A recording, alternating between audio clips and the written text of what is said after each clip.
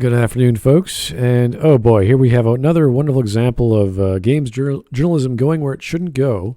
Usually we have journalists from other websites like BNN or Bloomberg or these sorts of websites are business oriented and they make generally reasonable articles about the game industry, not about details or technology or things they understand, but things they've read from other websites like actual game websites and they talk about them and that's fine. This one comes from PC Gamer saying that CD Projekt RED's share price fell 25% in the last 2 months. So anytime you make these observations like, yes, that's technically correct. If you compare the start of last month and the share price of the end of this month, yeah, it has dropped 25%. That's true. What's your point? Stocks go up and down every day. What's the big deal? So they start to speculate, there's the COVID thing, but the COVID thing's been happening since March. So what's your point? Oh, they're making a new game. Here, they announced it back in March. Again, what's your point? And we can go back to March 12th. That was sort of the big deal. And we look back to CD Projekt RED stock price, and we go back this year, so year to date. Here it is, March 12th. It's at its lowest point, and that's fine. I mean, maybe that causes people to speculate. They're now going to be needing a lot more money, so they're going to be asking for more money to make a new product. And we're talking about a new RPG, and they're primarily going to be focusing on Cyberpunk and The Witcher. So they're making a new Witcher RPG. Fine, cool, whatever. But that's it. So what? I wasn't even aware CD Projekt RED had a public offering, which is fascinating. So if we actually look at the stock for the past month, so here it is, October the 2nd to was it October 30th? It doesn't tell us much. Let's go one little bit more. So let's go to September. So September, here's the highest of September. So September the 2nd, September the 1st is fine. September the 1st, go down all the way. And yes, there's a 24% drop. And you round it up to 25%. That's great. But that's September. Look at July. It's a 12.43% drop. So great. What's your point? I mean, we can just keep going the rest of the year, as we said. If we talked about buying stock in March or April, you would have made money. You would have made 16%. Not bad. That's not a bad return if you bought stock 6 months ago or what have you. Or if you went even further, let's go even further down the line. So here it is, their history from 2013 all the way to 2020. Whoop-de-doo. Look at this hump. Look at this mountain. If you bought in 2018, 2 years ago, not a big lifetime when you're talking about buying stock, guess how much money you would have made? You made a return of 208% or 209%. That's pretty good.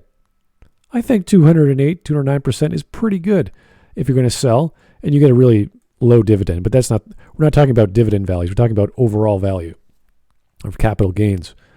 So even if you bought, even better, if you bought in like 5 years ago, let's pick any of these. It doesn't really matter because they're all flat. Guess how much your return is? 1,137% return on your investment. I think that's pretty good. And that's just looking at one company, which is a distributor and developer of games, which is pretty good. That's pretty cool. Now, they're not the biggest name on the biz for the stock market. If we look at the NASDAQ, we do the same thing for the past 5 years here. It's the same pattern. They look roughly the same. The NYSE, again, same thing. This is the big drop, March 23rd. That was the big drop this year when COVID finally hit and the markets finally realized that. So it's interesting that it was based off their public announcement of their game coming out. So look, everything went down the past month, as you can see. So telling us that CD Projekt RED lost share price in the past month, I mean, October was a giant hill, as it was in every market. So here's September, boom, went down. Weird, isn't it? Funny how the stock market works. Now compare that to a company like NVIDIA, who also made a big announcement of them coming out with a new product this month, or next month rather. So here is September. Oh, it went up 3%. Not very much. That's negligible for a new product line. So all of October, a hump again. Now Nvidia is a bit different. If you look at them the past 5 years, they really skyrocketed from here. And if you look at their entire history, they shot up there. So Nvidia looks awesome. Netflix looks good. Amazon looks great. All these companies shot up this year. So it's not a big deal. But it is fascinating how they did announce their RPG or whatever new project they're working on in March. So that is curious.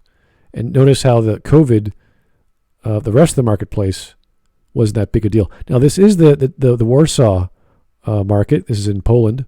So I don't know any other stocks. I don't buy on the Warsaw stock or the Warsaw Exchange. But interesting how COVID didn't really matter, or rather the rest of the world didn't really matter to CD Projekt RED when it really should have, because that again, March 23rd, kaboom, really important, really memorable day. So who knows what's going on. So don't listen to these I don't know, games journalists talking about the stock market. Don't even bother. In fact, don't listen to most people when you're talking about the stock market, unless it's a business website or Bloomberg or the NASDAQ.com or whatever marketplace you're looking at. I think Seeking Alpha is pretty good.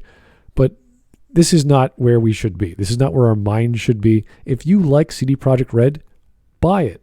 If you're into stocks and you're into tech, buy the companies you like that you think they're going to do well in the next several years, not the next several months.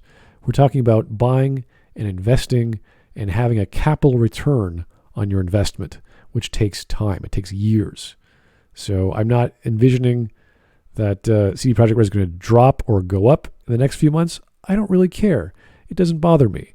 They could go down to zero and be a penny stock for a few months, and then they come out with their new game and they make all that return. In fact, that might even be ideal. I can't wait for CD Projekt RED to become a penny stock so I could buy it really cheap and I'll have it shoot up because I know their games are great. So I think games journalists should stay in their own clubhouse or wheelhouse, whatever that term is, and not talk about things they have no idea what they're referencing. So anyway, that was just my little rant. Thanks for listening. Have yourself a great day.